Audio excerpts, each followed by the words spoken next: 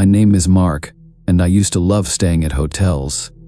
The smell of clean sheets, the comfort of a room that wasn't mine, and the little soaps that came in neat packages, it all felt like a mini vacation, even if I was just away for a night. But that was before. Now, I avoid hotels if I can help it. It started on a business trip. I had been traveling a lot for work, going from city to city, staying in different hotels almost every week. It was tiring, but I didn't mind it too much. The routine was comforting in a way. After a long day of meetings, I could just collapse into a bed that someone else would make the next morning. That trip, I arrived at the hotel late in the evening. The sky was dark and the rain was coming down hard. The hotel wasn't a big chain.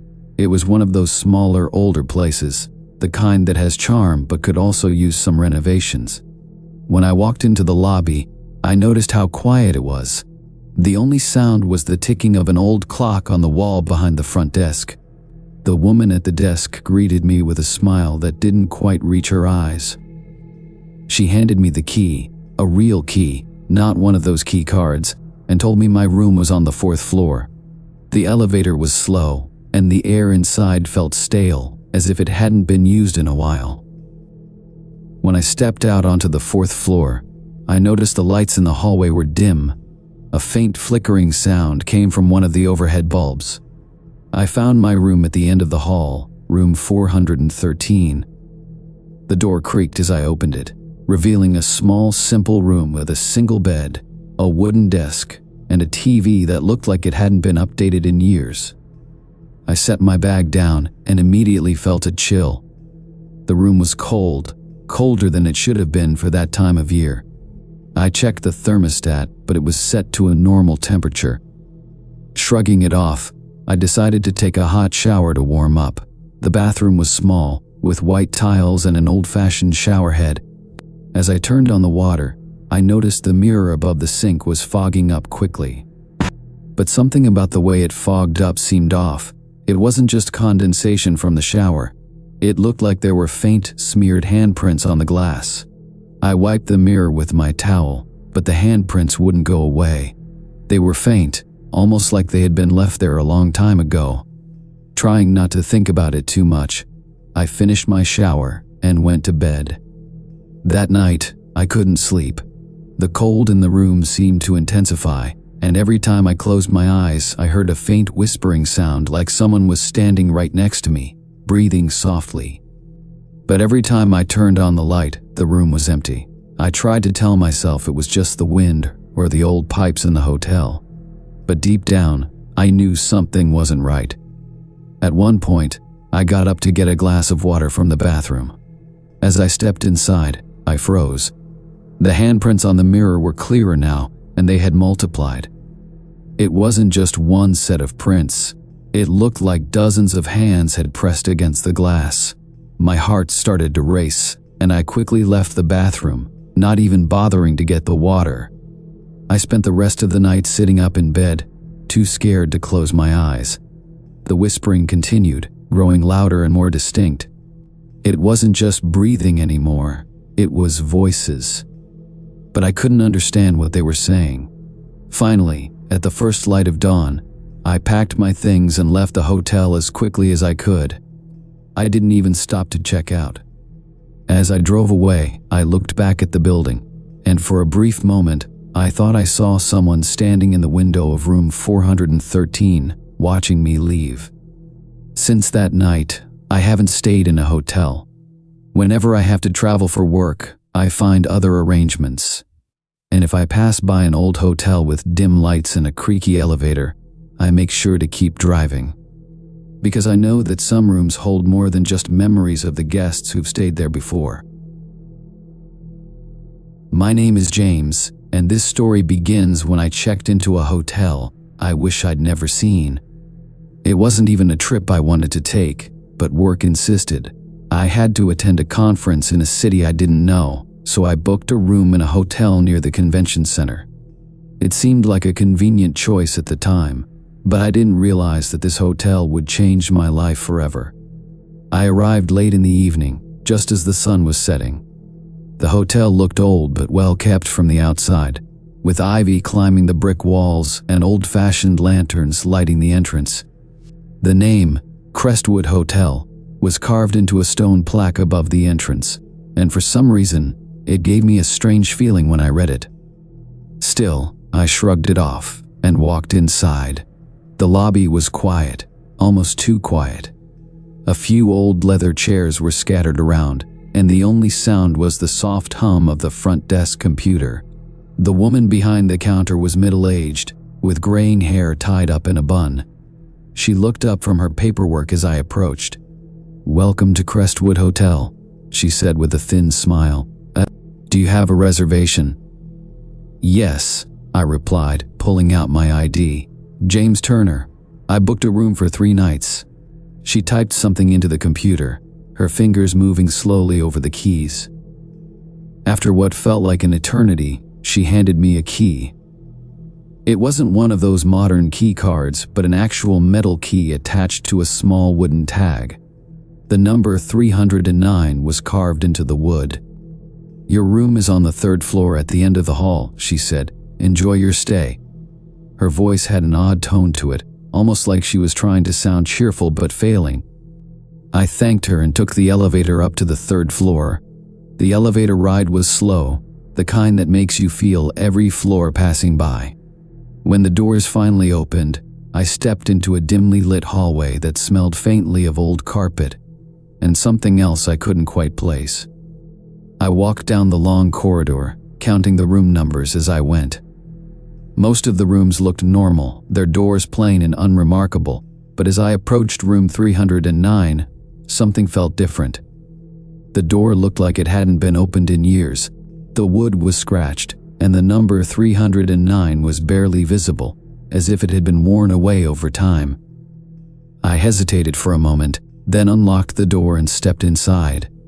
The room was small and basic, just a bed, a desk, a TV, and a bathroom. But something felt off. The air was cold, much colder than it had been in the hallway. I walked over to the window, hoping to adjust the temperature, but the window wouldn't open. It was sealed shut, the glass fogged up from the cold inside the room. I tried the thermostat next, but it didn't seem to be working either. No matter how much I fiddled with the dial, the temperature stayed the same. Frustrated, I decided to unpack my things and settle in for the night. As I pulled out my clothes, I noticed a strange noise coming from the wall. It was a soft, scratching sound, like something was moving inside the walls. At first, I thought it might be mice, but the noise was too steady, too deliberate. It was as if someone or something was scratching the wall from the other side. I put my ear against the wall, trying to make out what it could be, but as soon as I did, the scratching stopped. I pulled away, feeling a shiver run down my spine. I was probably just imagining things. I had traveled a long way and was tired. That had to be it. But as the night went on, more things began to happen. Little things at first, flickering lights, cold drafts that seemed to come from nowhere, and that strange smell that lingered in the air, like something rotting just out of reach. I tried to sleep, but every time I closed my eyes, I felt like someone was watching me. I kept hearing noises too, soft whispers that seemed to come from the walls, the floor, even the ceiling. They were faint, almost too quiet to hear, but they were there, just on the edge of my perception. By midnight, I couldn't take it anymore. I got up and turned on every light in the room, trying to chase away the darkness. But no matter how many lights I turned on, the room still felt dark, like the shadows were creeping in from the corners, pressing in closer and closer. Then came the knock. It was soft, just a gentle tap on the door, but in the silence of the room, it sounded like a thunderclap. I froze, my heart racing. Who would be knocking at this hour? I slowly walked to the door, my hand shaking as I reached for the handle.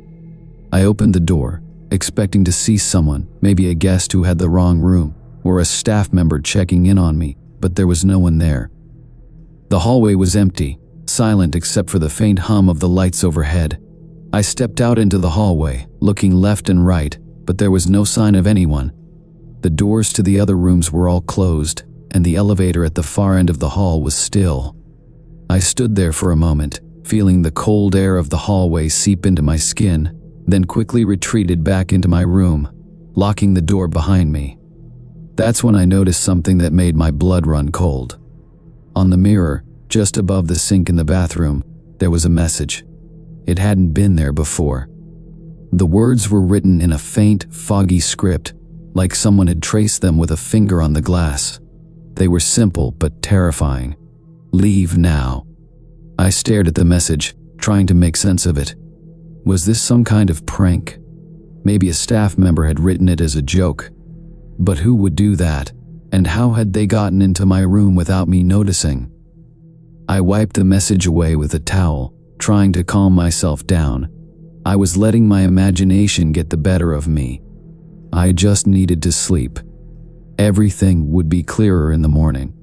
But sleep didn't come. Every time I closed my eyes, I heard those whispers again, growing louder and more insistent. The scratching in the walls returned too, this time accompanied by soft thumps, like something was moving inside the walls trying to get out. Around 3 a.m., I couldn't take it anymore. I got dressed, grabbed my bag, and headed for the door. I didn't care about the conference or the hotel. I just needed to get out of there. But as I reached for the doorknob, I felt a strange resistance, like something was pushing back from the other side. I pulled harder, but the door wouldn't budge. Panic set in. I yanked on the doorknob with all my strength, but it was as if the door had been glued shut. I was trapped. Suddenly, the lights in the room flickered and went out, plunging me into darkness. I fumbled for my phone, using the screen as a makeshift flashlight. The room was completely dark now, and the air had grown colder, so cold that I could see my breath in front of me. And then I heard it, a soft shuffling sound coming from behind me.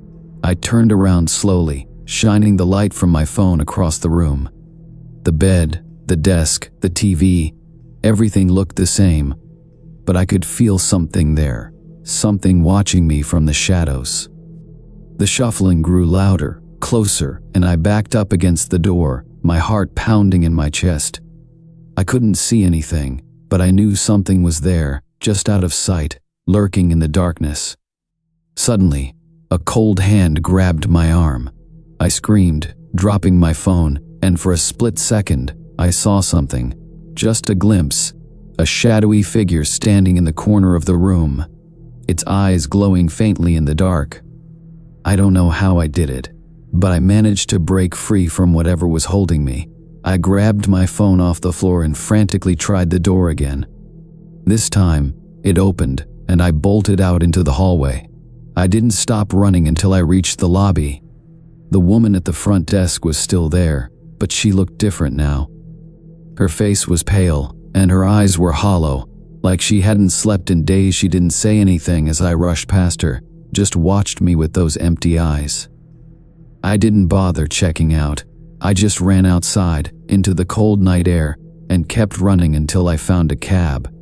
The driver didn't ask any questions, he just took one look at me and sped off. I spent the rest of the night in a 24-hour diner, too scared to go anywhere else. When the sun finally came up, I made arrangements to fly home, abandoning the conference altogether. I didn't care about the cost or what my boss would say. I just needed to get away from that place. A few weeks later, I tried to find information about Crestwood Hotel online. But every time I searched for it, nothing came up. No reviews, no website, not even a mention of it on any map. It was as if the hotel had never existed. But I know what I saw, what I felt, and I know that something is still there, in room 309, waiting for the next unlucky guest to check in.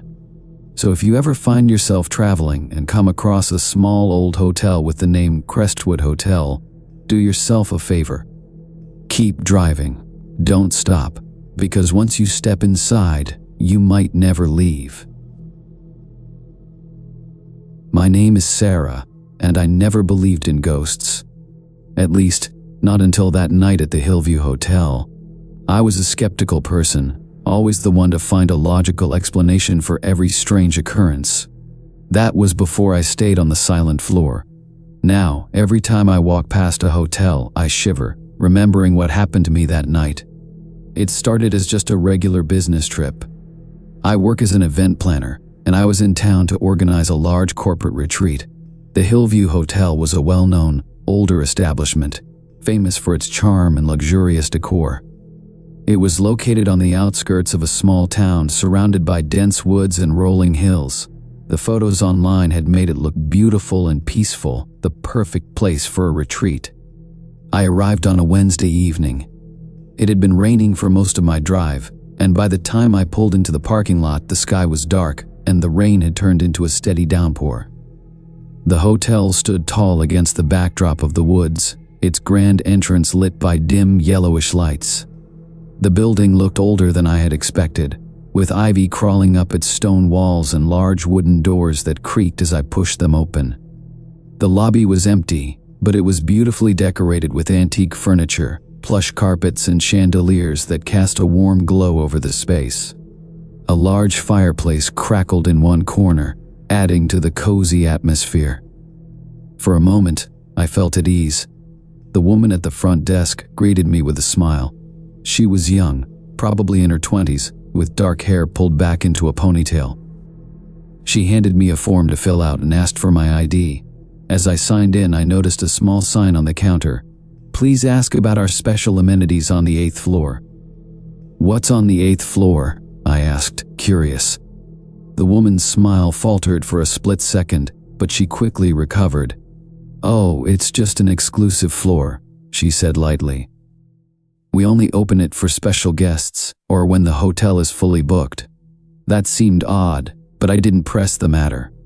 I wasn't a special guest, and the hotel didn't look full, so I assumed the 8th floor was off limits. After she handed me my key, an actual metal key, not a key card, she gave me directions to my room. "Room 714, she said. "7th floor, just down the hall to the right. If you need anything, feel free to call the front desk." I thanked her and made my way to the elevator. As I stepped inside, the lights flickered slightly, but I didn't think much of it. The elevator was old, with an ornate metal gate that slid shut before the doors closed. It creaked as it ascended, and I couldn't help but feel a little uneasy. I told myself it was just the age of the building. Everything in the hotel seemed antique. When the elevator dinged and the doors opened, I stepped out onto the 7th floor. The hallway was long and quiet, with thick carpeting that muffled my footsteps. The air felt colder up here, and there was a faint smell of dust and something sweet, like old perfume. I found room 714 easily and unlocked the door. The room was lovely, just as the pictures had shown online. It had a large bed with a dark wooden headboard, a small sitting area with 2 armchairs, and a desk by the window. The curtains were thick and heavy, blocking out most of the light from the outside. Everything seemed clean and comfortable, and I felt my earlier unease start to fade. After unpacking, I decided to take a shower before heading to bed. The bathroom was small but well-maintained, with a large mirror above the sink. As I showered, I felt myself start to relax. The hot water eased the tension in my muscles, and I began to feel more at home in the hotel. But that comfort didn't last. As I was brushing my teeth, I noticed something strange in the mirror. At first, I thought it was just steam from the shower, but as I looked closer, I saw faint, blurry shapes in the glass. They weren't reflections, at least, not of anything in the room. It looked like shadows, dark figures standing just behind me, almost out of view. I spun around, but the bathroom was empty. My heart raced as I turned back to the mirror. The shadows were gone. I stared at my reflection, trying to convince myself that it had been a trick of the light or my imagination playing tricks on me. Still, I couldn't shake the feeling that something wasn't right. I finished brushing my teeth quickly and left the bathroom, shutting the door behind me as if that could keep the strange feeling out. The rest of the night passed uneventfully, but I couldn't sleep well. I kept waking up, feeling like I was being watched. Every time I opened my eyes, the room was empty, but that didn't stop the sense of unease from growing. By morning, I was exhausted and a little on edge. The day was busy with meetings and planning for the event, and I spent most of it at the conference center attached to the hotel. By the time I returned to my room that evening, I had almost forgotten about the strange experience the night before. I was too tired to care about shadows in the mirror. But that night, things got worse. I had just fallen asleep when I was jolted awake by a loud noise.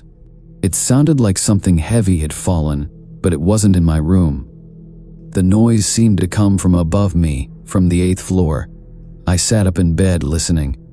The hotel was supposed to be mostly empty, and the 8th floor wasn't even open, so what could have made that noise? I heard it again, a loud thump, followed by what sounded like furniture being dragged across the floor. Curiosity got the better of me. I got out of bed, threw on a robe, and quietly opened my door. The hallway was silent and empty, but the noise from upstairs continued. I could hear faint scraping sounds, like something was being moved around. It didn't make sense. Why would anyone be up there, in a floor that was supposed to be closed off? I walked down the hall toward the elevator, trying to be as quiet as possible. The elevator was slow, as usual, and every creak and groan made me more nervous. When the doors finally opened on the 8th floor, I stepped out into the hallway and immediately felt a chill run down my spine. The 8th floor was different from the others. The hallway was darker, the lights dimmer, and the air felt thick, almost suffocating. There was a strange smell too, something that reminded me of old damp wood and mildew.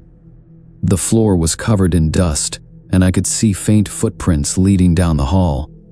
I hesitated, considering going back to my room, but the noise continued, louder now. It sounded like it was coming from the end of the hallway. Against my better judgment, I followed the footprints. As I walked, the air grew colder, and the lights flickered overhead. I reached the end of the hall, where a single door stood slightly ajar. There was no room number on the door, just a worn brass handle that looked like it hadn't been touched in years. I pushed the door open slowly, the hinges creaking as it swung inward. The room beyond was dark, but I could make out the shapes of old furniture scattered around, chairs, tables, even a large armoire. Everything was covered in a thick layer of dust, and the air was heavy with the smell of decay. I stepped inside, my heart pounding in my chest. The room felt wrong, like it had been abandoned for a long time, yet there was something there, something I couldn't see but could feel all around me. Suddenly, the door behind me slammed shut with a loud bang. I spun around, my pulse racing, but there was no one there. I rushed to the door, trying to open it, but the handle wouldn't budge. It was as if the door had been locked from the outside. Panic set in as I pounded on the door, shouting for help.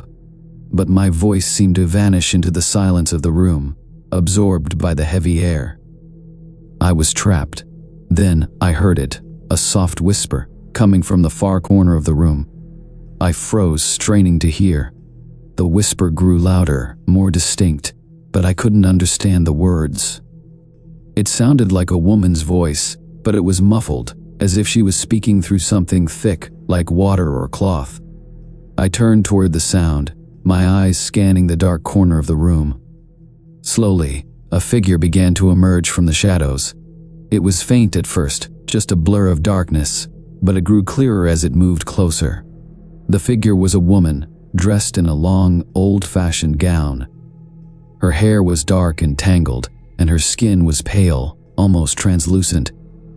She moved slowly, her feet barely touching the floor, as if she was floating. I backed away, pressing myself against the door, but the woman kept coming closer.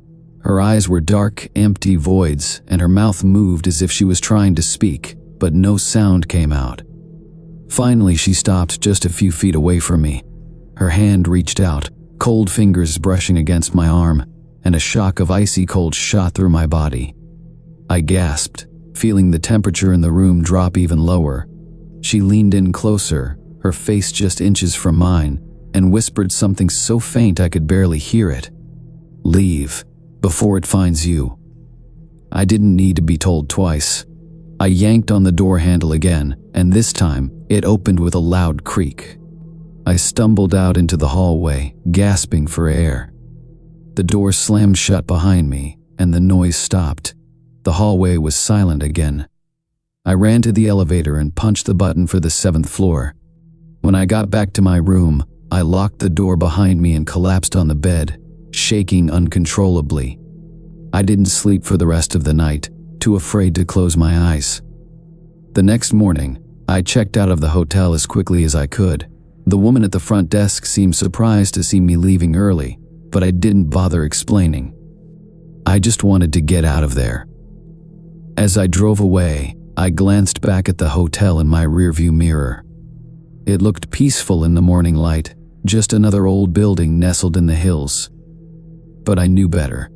I knew what was hiding on that silent floor, and I knew I'd never be the same after what I'd seen.